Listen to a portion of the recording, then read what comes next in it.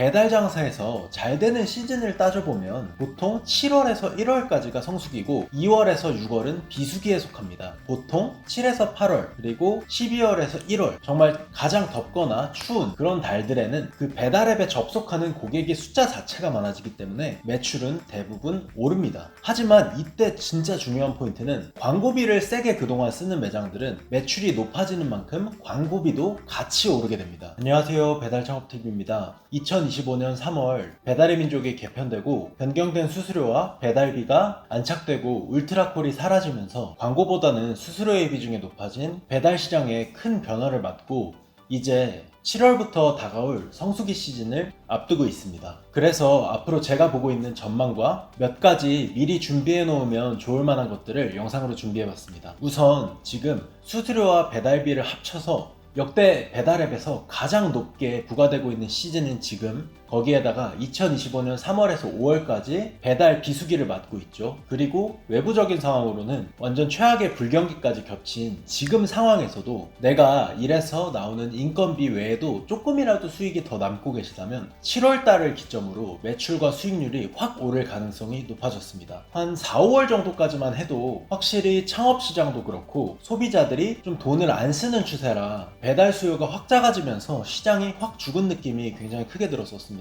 거기다 배달앱까지 새로 개편되면서 수수료는 높아졌는데 장사는 안 되다 보니까 오히려 많은 사장님들이 매출을 유지하기 위해서 통합 할인이나 쿠폰부터 우리 가게 클릭까지 매출을 올리고 싶어서 과하게 설정을 하다 보니 역마진 장사를 한다던가 출혈을 보면서 남는 게 없는 장사를 하는 분들이 굉장히 많았었죠. 그러다 보니 폐업까지 이어진 가게들도 상당수였는데 신규 창업은 기에 비해서 훨씬 더딘 상황입니다. 저희도 직영점을 2025년 3월에 시작해서 무가클 광고를 한 3,400원 정도 쓰면서 자리를 잡았었고 확실히 근데 정산을 해보니까 마진은 진짜 심각할 정도였고 강남 같은 치열한 상권을 제외하고는 대부분의 사장님들은 이렇게 광고비의 심각성을 좀 깨닫고 배달앱만 좋은 우리 가게 클릭 경쟁에서 벗어나서 본질을 갖추는 데 집중하고 장사를 하는 사장님들이 늘어나고 있습니다. 사실 이 부분이 앞으로 있을 성수기 시즌에 너무너무 중요한 부분인데요. 배달 장사에서 잘 되는 시즌을 따져보면 보통 7월에서 1월까지가 성수기고 2월에서 6월은 비수기에 속합니다. 어떻게 내가 장사를 하던지 평균만 유지한다면 보통 7에서 8월 그리고 12월에서 1월 정말 가장 덥거나 추운 그런 달들에는 그 배달앱에 접속하는 고객의 숫자 자체가 많아지기 때문에 매출은 대부분 오릅니다. 하지만 이때 진짜 중요한 포인트는 광고비를 세게 그동안 쓰는 매장들은 매출이 높아지는 만큼 광고비도 같이 오르게 됩니다. 클릭 광고의 경우에 손님들이 우리 가게를 클릭한 횟수만큼 과금이 되기 때문에 배달앱에 많은 사람들이 접속을 하고 들어오는 만큼 광고비가 많이 나가게 돼서 성수기에 매출이 좀 올라가더라도 수익률은 개선이 안 될 수도 있고 하루 종일 우리 가게 클릭을 ON을 해놓는다면 광고비의 과소비로 이어질 수 있어서 특정 시간에만 ON을 해놓는다든지 금액을 좀 하향 조정을 한다든지 이렇게 좀 조절을 하면서 운영을 하는 게 좀 필수적이라 볼 수 있습니다. 그래서 우리가 집중해야 되는 건 기본순 노출입니다. 맨 위에 내 주변 배달팀 무료가게 같은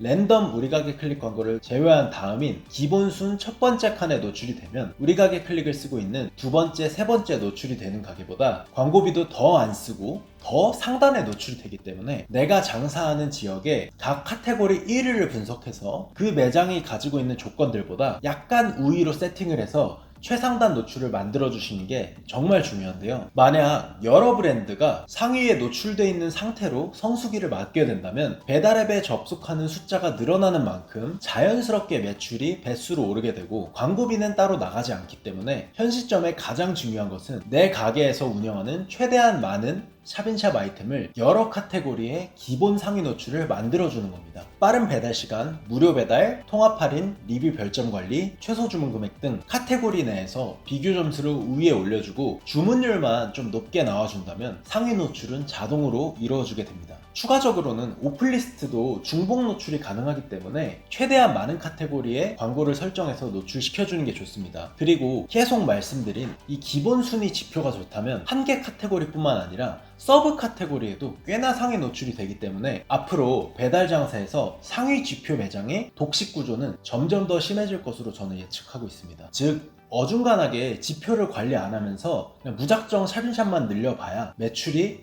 안 오를 거란 말이기도 합니다. 그리고 현재 몇몇 지역에서는 지금 한 그릇 배달이 시행되어 있습니다. 한 그릇 배달을 시작한 지역 같은 경우에는 한 그릇 배달을 하고 안 하고에 따라서 압도적인 노출수의 차이가 만들어지고 있는데요. 제가 첨부해드린 사진들을 보시면 아시겠지만 온 사방에 한 그릇을 노출시켜주고 있습니다. 이 부분은 특정 메뉴를 가격대를 좀 높게 설정해두고 할인을 설정하는 방식으로 세팅을 많이 해두고 계신데요. 많은 분들이 이런 게 노출이 돼봤자 객단가가 낮은 주문만 들어올 텐데 무슨 의미가 있냐, 하지 말자 라고 하실 수도 있습니다. 사실 맞는 말이기도 합니다. 하지만 몇몇 사장님들은 적절한 가격대를 좀 높게 잘 설정해서 마진을 남기기도 하고요. 또 한편으로는 이런 한 그릇 배달이나 신규 기획전 같은 것들을 적극 참여해서 배달앱에 좋은 지표를 쌓고 주문율을 높여놓으면 위에 말씀드린 내용대로 광고비를 안 써도 상위 노출을 만들 수 있는 방법이기도 하기 때문에 저는 하지 않고 무조건 안 남으니 아예 안 해보는 것보다도 차라리 그냥 실행을 한번 해보시고 진짜로 내가 결과로서 안 남거나 객단가가 너무 낮은 것만 들어온다면